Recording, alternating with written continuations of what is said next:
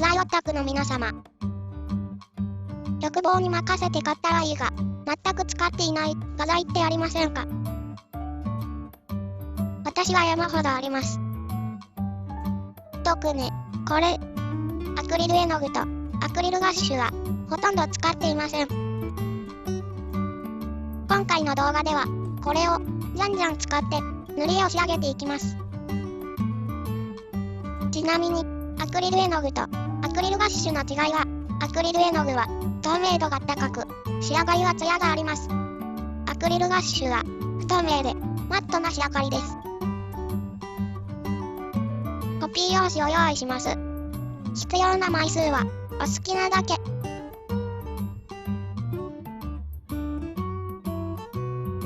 大きな筆でわざとラフに塗ってテクスチャを作ります。いろんな色の組み合わせを塗ります。ベースを塗ったら次にいろんなものを利用してさらにテクスチャを描き足します。歯ブラシでスパッタリングしたり、丸い模様をスタンプしたり、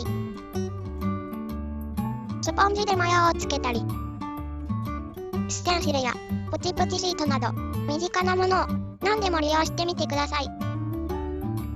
これらの紙は塗り絵をコラージュするのに使用します。今回使用するのはこちらの本。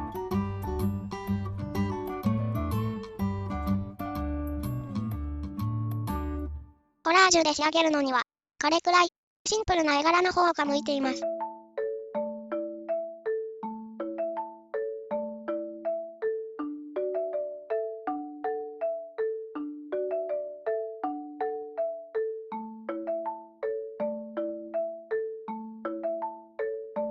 コラージュするページを等倍で3枚くらいコピーしておきます。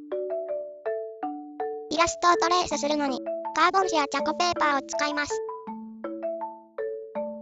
コラージュペーパーとイラストのコピーの間にカーボン紙を挟んでイラストをトレースします。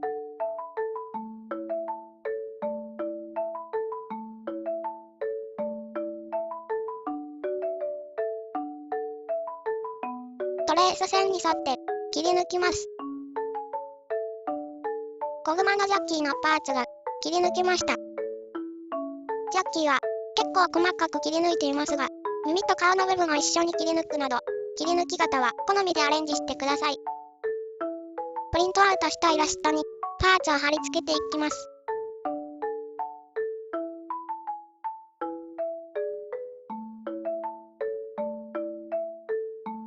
全部貼り付けたら、ジャッキーとジャッキーを丁寧に切り抜きます。次に、本のイラストに背景用のコラージュペーパーを貼り付けます。いろんなコラージュペーパーを組み合わせてアレンジを楽しみましょう。完成した背景にメインキャラクターを貼り付けます。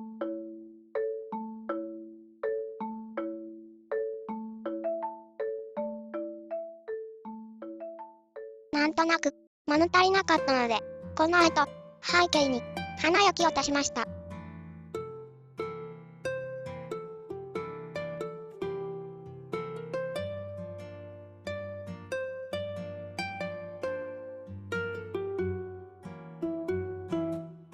これで完成です。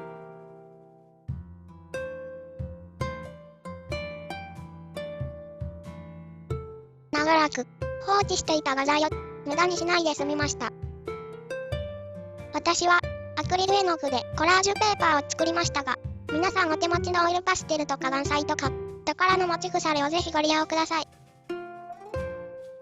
こちらのイラストは背景のみをコラージュしています。プリントアウトしたジャッキーはアルコールマーカーと色鉛筆で塗ってから切り抜いて背景の上に貼っています。風格が多い背景は塗るのが大変なので、コラージュを利用するのもいいかもしれません。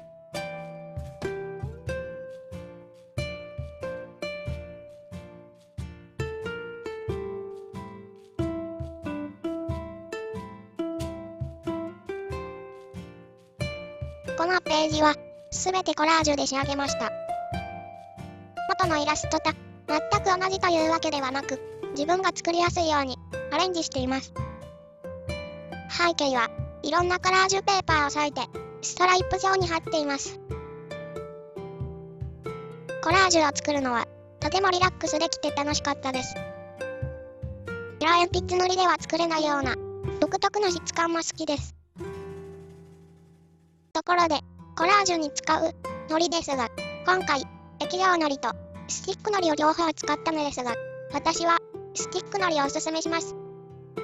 液状糊は、はみ出た部分がとてもテカって汚く見えて気に入りませんでした。このスティック糊は、細かいパーツを塗るのに便利でした。